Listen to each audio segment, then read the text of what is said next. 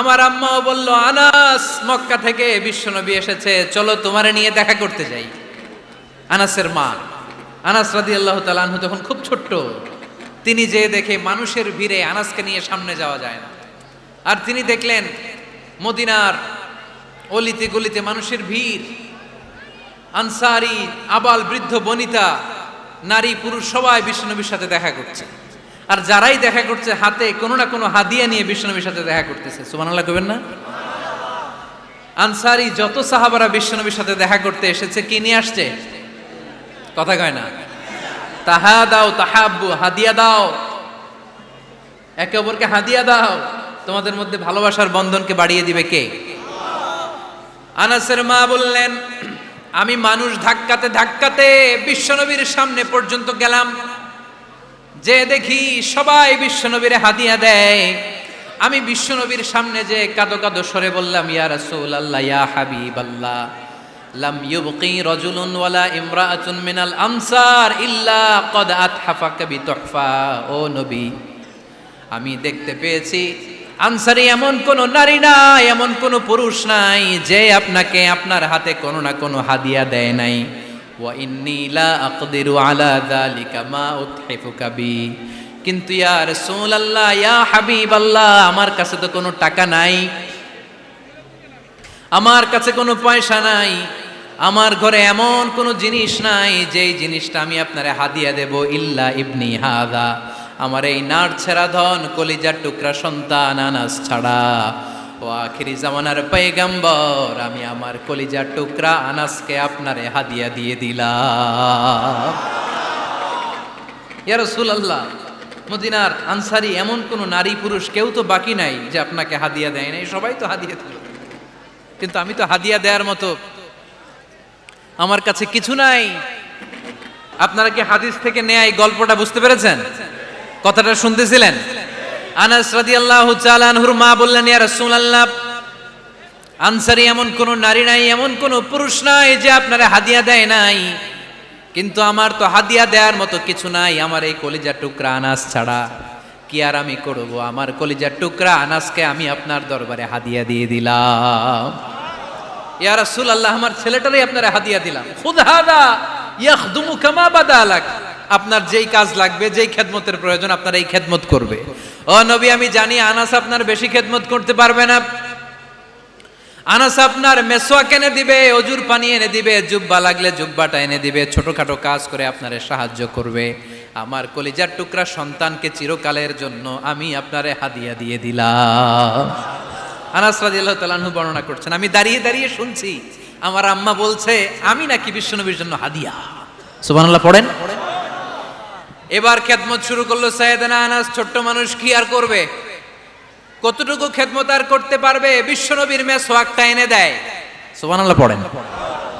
বিশ্বনবীর আতরের শিশিটা এনে দেয়, বিশ্বনবীর জাইতুনের তেলের বোতলটা আগিয়ে দেয়, বিশ্বনবীর জামাটা প্রয়োজনে বিশ্বনবীর হাতে এনে দেয়। সাইয়েদনা আনাস বলেন, আমি 1 বছর নয়, 2 বছর নয়, 5 বছর নয়, 7 বছর নয়, 10 বছর বিশ্বনবীর খেদমত করেছি। ফামা দরাবানি, 10 বছরে একদিনও তিনি আমারে মারে নাই। সুবহানাল্লাহ। একদিন আমার গায়ে হাত তোলে নাই, হাত তোলা তো দূরের কথা, ওয়ালা সাব্বানি, কোনোদিন গালি দেয় নাই, ওয়ালা আবাসা আলা ওয়াজহি, কখনো বিরক্তি স্বরে ভ্রু কুচকে আমার দিকে বিশ্বনবী কোনোদিন তাকায় নাই। সুবহানাল্লাহ পড়েন। কোনোদিন আমার গায়ে হাত তোলে নাই। আরে হাত তোলা তো দূরের কথা, আমাকে ধমকি পর্যন্ত দেয় নাই। ধমকি দেয়া তো দূরের কথা, আমরা অনেক সময় বিরক্ত হয়ে ভ্রু কুচকাই না, এরকম বিরক্তি হলে আমরা কারোর প্রতি বিরক্ত হলে কি হয়? কপাল ভ্রু কুচকে ওঠে, ঠিক কিনা? সাইয়েদনা আনাস বললেন, কোনোদিন মারে নাই। খাদেম বলতেছে, খাদেম, বড় সাহেবের রিপোর্ট কার থেকে নিতে হয়?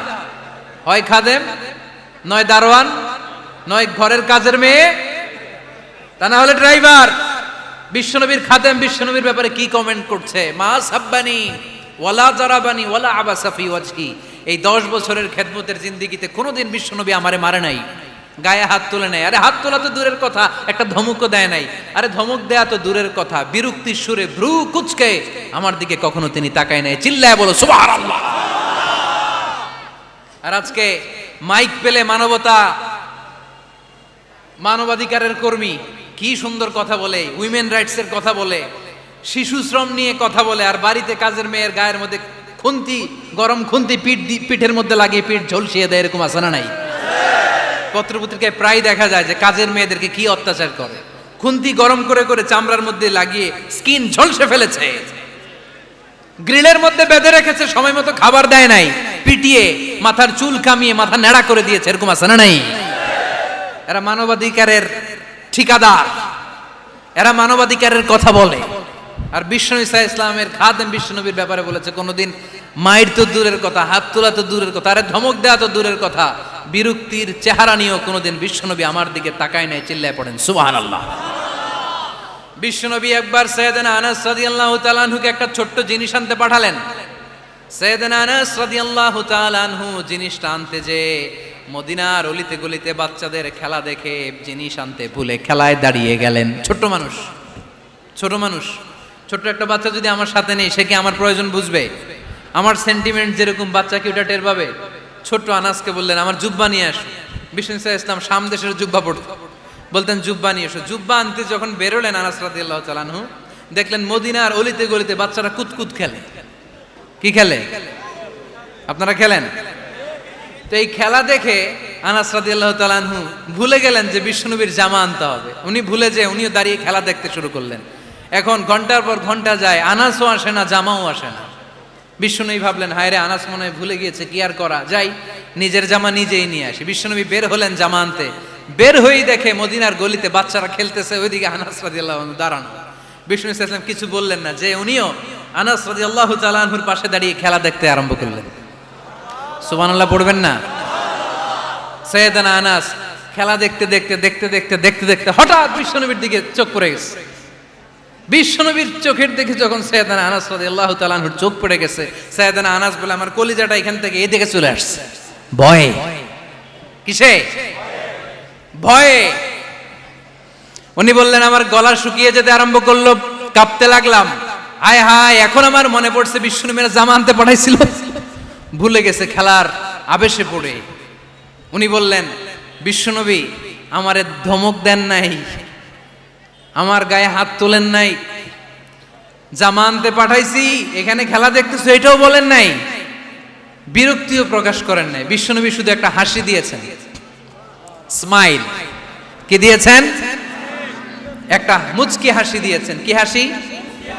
সাইয়েদনা আনাস বলে, ওই যে ওই দিনের বিশ্বনবীর মুচকি হাসির শাসন মরার আগের দিন পর্যন্ত আমি আনাসকে সোজা রাস্তায় রেখেছে, আর ডানে বায়ে নেয় নাই।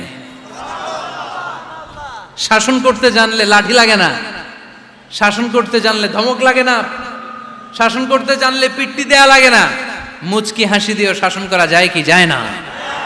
সাইয়েদনা আনাস বললেন, কোনোদিন মারে নাই, কোনোদিন ধমক দেয় নাই, সব সময় আমাকে আদর করেছে। চিল্লায় পড়েন সুবহানাল্লাহ। এজন্য সব সময় বিষ্ণু ইসা ইসলাম শ্রমিকদেরকে ভালোবাসতেন। শ্রমে কোনো লজ্জা নাই, লজ্জা হচ্ছে অলসতায়। আজ থেকে এই মাহফিল, এই এত বড় আয়োজন, এত বড় গ্যাদারিং তখনই সার্থক হবে যখন আমরা এই সিদ্ধান্তে আসতে পারবো যে আমরা অলস সময় কাটাবো না, আমরা আমাদের এই সময়গুলোকে প্রোডাক্টিভ ওয়েতে কাজে লাগাবো, কোনো না কোনো কাজের সাথে জড়িত হব। Never under estimate any job, whether it's big or small, বড় হোক বা ছোট হোক, কোনো কাজকে আমরা ছোট করে দেখব না। যে কোনো কাজ করো না ভাই, যে কোনো কাজ করো তা যেন হয় সবার চেয়ে সবচেয়ে সুন্দর। আমাদের অবসর সময়গুলোকে কাজে লাগানোর দরকার আছে না নাই? আমরা নিজেদেরকে কর্মঠ করে, কর্মজীবী হিসেবে, শ্রমজীবী হিসেবে নিজেদেরকে প্রতিষ্ঠিত করতে চাই। রাজি আছে মুসলমান? লক্ষ্মীপুরের যুবক ছেলেরা আওয়াজ করে বলো, পারা যাবে? লজ্জা কিসে? লজ্জা কিসে? অনেকে টাঙ্কি মারে, এদিক সেদিক ঘুরে, আর বলে আমার আব্বা চেয়ারম্যান। আরে তোর আব্বা চেয়ারম্যান, তুই কি? কয় আমার আব্বা MP, member of the parliament. আরে তোর বাবা এমপি, এটা তো তার গৌরব, তোর কি আছে সেটা বল। এজন্য নিজের পায়ে দাঁড়াবো। অলসতার সাথে আমাদের কোনো সম্পর্ক।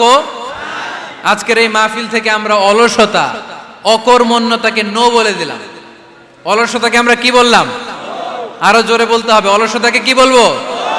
আর সব সময় কর্মঠ থাকবো, এনার্জেটিক থাকবো, নিজের পায়ে দাঁড়াবো, আইডিয়া জেনারেট করব, এন্টারপ্রেনার হওয়ার চেষ্টা করব, নতুন নতুন উদ্যোক্তা হওয়ার মাধ্যমে আমরা আমাদের নিজেদের ভাগ্য পরিবর্তনের চেষ্টা করব। কারণ আল্লাহ বলেছেন ইন্নাল্লাহা লা ইউগাইয়িরু মা বিকাউমিন হাত্তা ইউগাইয়িরু মা বিআনফুসিহিম। আল্লাহ তাআলা ততক্ষণ পর্যন্ত কোনো জাতির ভাগ্যের চাকার পরিবর্তন করে না যতক্ষণ পর্যন্ত ওই জাতি নিজে নিজের ভাগ্যের চাকার পরিবর্তন করতে না চায়। চিল্লায় এখন ঠিক কিনা?